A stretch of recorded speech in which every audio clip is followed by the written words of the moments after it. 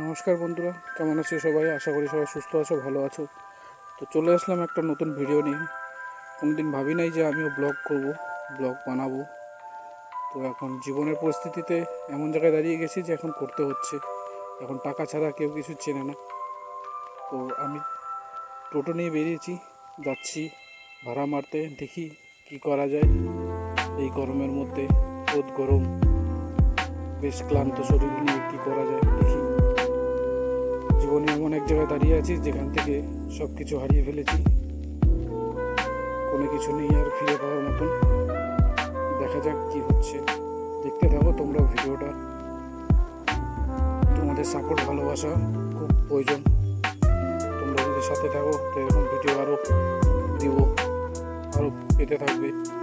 তোমরা like, comment, subscribe করে দিও।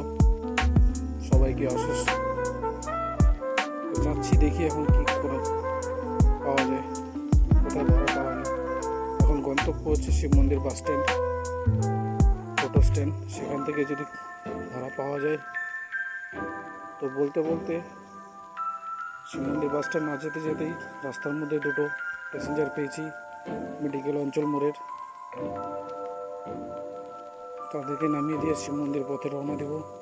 দেখা যাক যে রাস্তায় এ রোদ গরমে যদি আরও কিছু প্যাসেঞ্জার পাওয়া যায় তো ভালো হয়।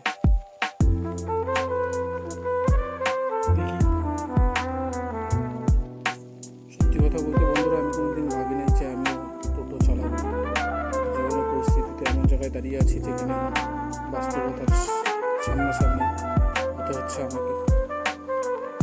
জীবনে অনেক কাহিনী আছে, সেটা অনেকে জানে, অনেকে জানে না। যারা জানে তারা হয়তো কমেন্ট করবে, এখন জানি না কমেন্ট করবে কিনা। আশা করি সবাই সাপোর্ট করবে আমাকে, এতটুকুই সবার কাছে আশা।